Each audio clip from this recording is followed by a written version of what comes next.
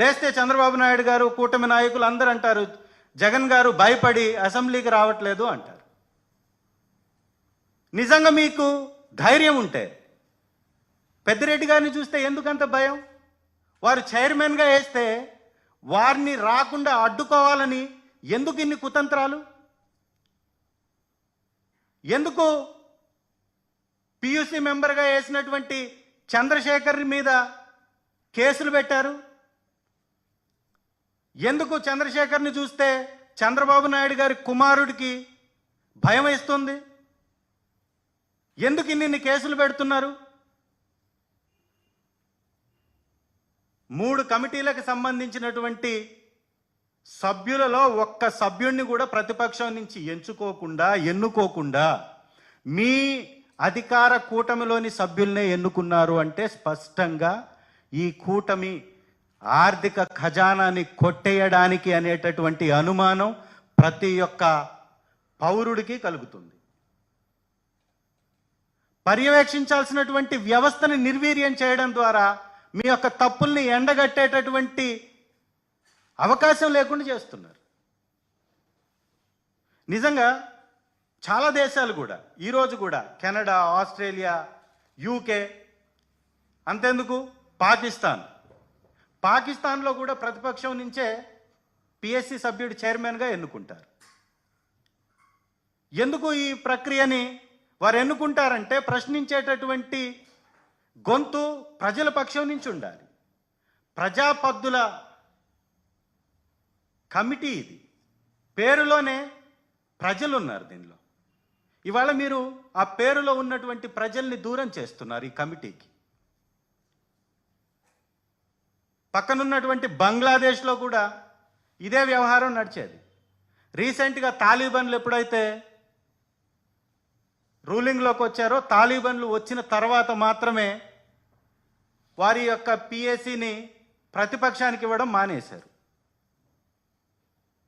అక్కడ తాలిబాన్లు ఇవ్వకపోతే ఇక్కడ తెలుగు తమ్ముళ్ళు ఇవ్వకుండా మానేస్తున్నారు. అంటే మీరు కూడా తాలిబాన్ సాగించినటువంటి పరిపాలననే సాగించాలనుకుంటున్నారా? ఈ రాష్ట్రాన్ని మీరు మరో పాకిస్తాన్ గానో ఆఫ్ఘనిస్తాన్ గానో తయారు చేయాలనుకుంటున్నారా? ప్రజాస్వామ్యాన్ని ఖూనీ చేయాలని అనుకుంటున్నారా? ప్రజల పక్షాన పోరాడేటటువంటి గొంతుని లేకుండా నొక్కేయాలని అనుకుంటున్నారా? ఇదే మీ విధానమా? ఇదే మీ రాజకీయ నీతియా? ఇదే మీ యొక్క పార్టీల యొక్క హుందాతనమా? ఇవాళ మీరు తీసుకున్నటువంటి ఈ పదవి, మీరు మాకు రాకుండా చేసినటువంటి ఈ యొక్క పదవి ప్రజల కోసం మాత్రమే మేము అడుగుతున్నాం. మీకు ఇన్ని పదవులు పెట్టుకొని, ఈ విధంగా ఇంతమంది ఎమ్మెల్యేలని పెట్టుకొని, ఇంతమంది ఆర్థిక మంత్రుల్ని పెట్టుకొని, ఇంత వ్యవస్థని పెట్టుకొని కూడా చిట్ట చివరికి ఈ యొక్క చైర్మన్ పదవి కోసం కూడా దాసోహం అన్నారు అంటే మీకు ప్రజాస్వామ్యంపై అస్సలు గౌరవం ఉందా? ఒక్కసారి ఆలోచించుకోవాలని మనవి చేసుకుంటున్నాను.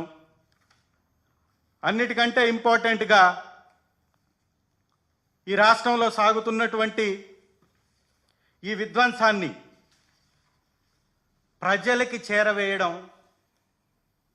వారికి ఇష్టం లేదు.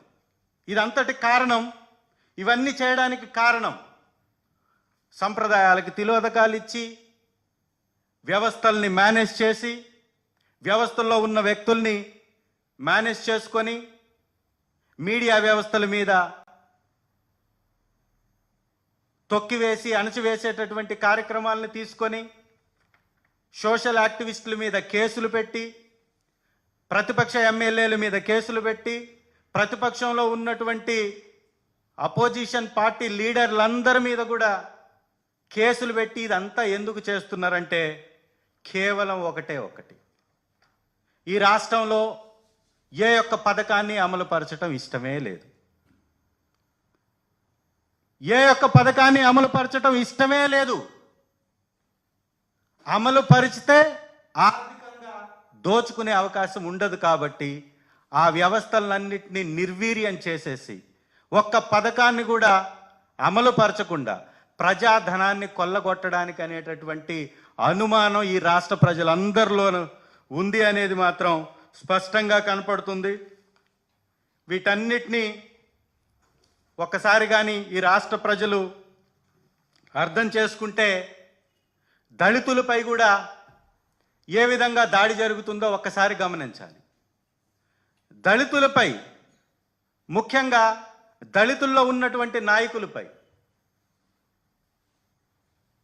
నందిగామ సురేష్ గారు ఎంపీ గారు దాదాపుగా సెప్టెంబర్ 5వ తారీఖు నుంచి ఈ రోజు వరకు 2 నెలల పైనుంచి జైల్లోనే మగ్గుతున్నాడు. ఏమి ఘోరాలు, ఏమి నేరాలు చేస్తే మీరు ఆయన ఆ విధంగా ఆయనపై కక్ష సాధిస్తున్నారని అడుగుతున్నాం. వారికి కుటుంబం లేదా? చంద్రబాబు నాయుడు గారు కుంభకోణంలో అరెస్ట్ అయ్యి కేంద్ర వ్యవస్థలు దానిలో ఆర్థిక దోపిడీ జరిగిందని నిర్ధారించి అరెస్ట్ చేస్తే గగ్గోలు పెట్టి రోజు వార్తల్లో చూపించినటువంటి ఈ మీడియా వ్యవస్థలకి ఒక దళిత బిడ్డ కనపడట్లేదా? 70 రోజుల నుంచి జైల్లో మగ్గుతుంటే వారిని పట్టించుకునేటటువంటి బాధ్యత లేదా? ఇదేనా ఈ కూటమి నీతి, ఈ కూటమి ప్రభుత్వం యొక్క వైఖరి? నాపై కేసులు పెట్టారు అంటే ఈ దళితులకు ఇచ్చేటటువంటి ప్రాధాన్యత ఇదేనా మీరు? కాబట్టి ఇది కూడా దళిత జాతి గుర్తుంచుకోవాలి. చంద్రబాబు నాయుడు గారు కూడా గుర్తుంచుకోవాలి. మాదిగ జాతి అంటే మీరు కొంతమందిని పక్కన పెట్టుకొని మీ స్వార్థ రాజకీయం కోసం అపహాస్యం చేస్తూ మాదిగ బిడ్డల్ని ఈ విధంగా హింసించటం ఇది చాలా పొరపాటు. దీనికి ఖచ్చితంగా జాంబవంతుల వారసులుగా దెబ్బకు దెబ్బ ఖచ్చితంగా తీస్తామని మీకు మనవి చేసుకుంటున్నాం. ఈ విధమైనటువంటి వివక్ష తగదు. ఒక కమ్యూనిటీ మీద మీరు చూపించేటటువంటి ఈ వివక్ష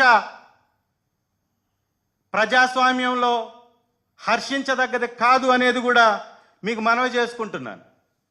చంద్రబాబు నాయుడు గారు ఈ పిఎస్సి వ్యవహారంలో ఒక్క మాటను మాత్రం ఖచ్చితంగా ప్రూవ్ చేశారు. లేస్తే చంద్రబాబు నాయుడు గారు అంటారు కదా, నేను 1999-95 నాటి ముఖ్యమంత్రిని అని. వారికి చేతనైనటువంటి వెన్నుపోటు రాజకీయం ద్వారా ఆ రోజు ఏ విధంగా ఎన్టీ రామారావు గారిని అయితే దించారో అదే విధంగా అదే రకమైనటువంటి వెన్నుపోటు రాజకీయంతో ఇవాళ పిఎస్సి నుంచి వైఎస్ఆర్ కాంగ్రెస్ పార్టీని దూరం చేశారు.